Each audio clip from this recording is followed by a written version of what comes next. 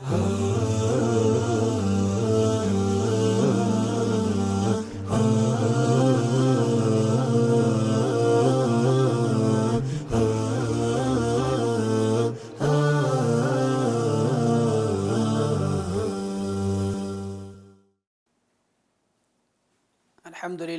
والصلاة والسلام علی رسول اللہ اما بعد۔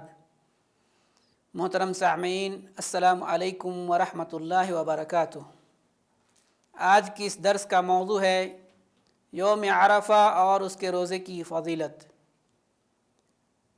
ذوالحجہ کی 9 تاریخ کو یوم عرفہ کہا جاتا ہے۔ اس دن حجاج کرام عرفات میں وقوف کرتے ہیں، یعنی صبح سے لے کر سورج غروب ہونے تک وہاں ٹھہرتے ہیں اور اللہ تعالیٰ سے خوب دعائیں کرتے ہیں۔ یہ دن اہل عرفہ کے لیے بہت فضیلت والا اور اس کا وقوف حج کا سب سے بڑا رکن ہے۔ جس حاجی سے یہ وقوف عرفہ رہ جائے تو اس کا حج ہی نامکمل ہے، اسے دوبارہ حج کرنا پڑے گا۔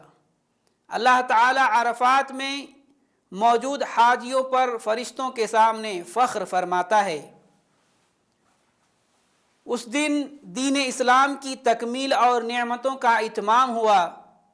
صحیحین میں حضرت عمر بن خطاب رضی اللہ تعالیٰ عنہ سے روایت ہے کہ ایک یہودی نے عمر بن خطاب رضی اللہ تعالیٰ عنہ سے کہا، اے امیر المومنین، تم ایک آیت قرآن مجید میں پڑھتے ہو، اگر وہ آیت ہم یہودیوں پر نازل ہوتی تو ہم اس دن کو عید کا دن بناتے۔ حضرت عمر رضی اللہ تعالیٰ عنہ کہنے لگے، وہ کون سی آیت ہے؟ اس نے کہا، الیوم اکملت لکم دینکم واتممت علیکم نعمتی ورضیت لکم الاسلام دینا۔ آج میں نے تمہارے لیے تمہارا دین مکمل کر دیا اور تم پر اپنا انعام بھرپور کر دیا اور تمہارے لیے اسلام کے دین ہونے پر رضامند ہو گیا۔ تو عمر رضی اللہ تعالیٰ عنہ فرمانے لگے، ہمیں اس دن اور جگہ کا بھی علم ہے جب یہ آیت نبی کریم صلی اللہ علیہ وسلم پر نازل ہوئی۔ وہ جمعہ کا دن تھا اور نبی کریم صلی اللہ علیہ وسلم عرفہ میں تھے۔ یہی وہ یوم مشہود ہے جس کے بارے میں اللہ تعالیٰ نے فرمایا، وشاہد و مشہود، حاضر ہونے والے اور حاضر کیے گئے کی قسم۔ حضرت ابو ہریرہ رضی اللہ تعالیٰ عنہ بیان کرتے ہیں کہ نبی کریم صلی اللہ علیہ وسلم نے فرمایا، یوم موعود قیامت کا دن اور یوم مشہود عرفہ کا دن اور شاہد جمعہ کا دن ہے۔ یہی دن الوتر بھی ہے جس کی اللہ تعالیٰ نے قسم کھائی ہے۔ فرمایا، والشفع والوتر، قسم ہے جفت اور طاق کی۔ ابن عباس رضی اللہ تعالیٰ عنہما کہتے ہیں، الشفع عید الاضحیٰ اور الوتر یوم عرفہ ہے۔ یہ وہی دن ہے جس میں اللہ تعالیٰ نے اولاد آدم سے عہد میثاق لیا تھا۔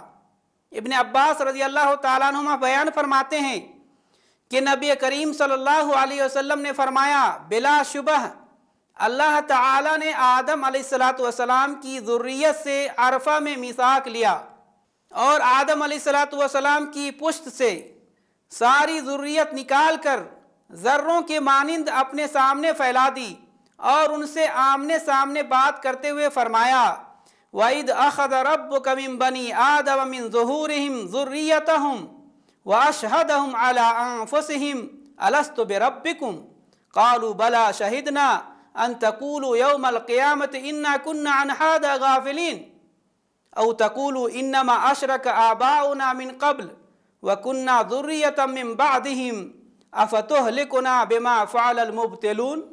اور جب آپ کے رب نے اولاد آدم کی پشت سے ان کی اولاد کو نکالا اور ان سے انہی کے متعلق اقرار لیا کہ کیا میں تمہارا رب نہیں ہوں؟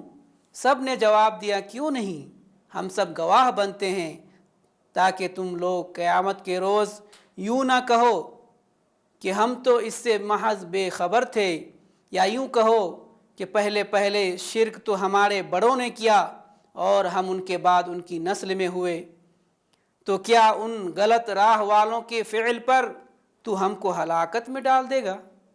اس دن میدان عرفات میں وقوف کرنے والوں کو گناہوں کی بخشش اور آگ سے آزادی ملتی ہے۔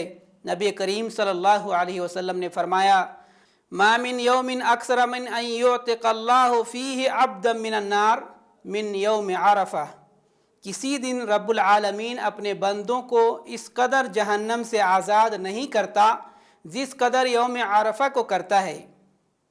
اس دن کا روزہ 2 سال کے گناہوں کا کفارہ ہے۔ حضرت ابو قتادہ رضی اللہ تعالیٰ عنہ کہتے ہیں کہ رسول اللہ صلی اللہ علیہ وسلم نے فرمایا، صیام یوم عرفۃ احتسب علی اللہ ان یکفر السنۃ التی قبلہ والسنۃ التی بعدہ، کہ عرفہ کے دن کے روزے کے متعلق میں اللہ تعالیٰ سے پختہ امید رکھتا ہوں کہ وہ اس کی وجہ سے 1 سال پہلے اور 1 سال بعد کے گناہوں کو معاف فرما دیں گے۔ یہ روزہ حاجی کے لیے رکھنا مستحب نہیں ہے، اس لیے کہ نبی کریم صلی اللہ علیہ وسلم نے اس کا روزہ ترک کیا تھا، لہٰذا حاجی کے علاوہ باقی سب کے لیے یہ روزہ رکھنا مستحب ہے۔ اللہ رب العالمین ہم سب کو یوم عرفہ کے روزے رکھنے کی توفیق عطا فرمائے، آمین۔ وصلی اللہ علی نبینا محمد وعلی آلہ وصحبہ اجمعین۔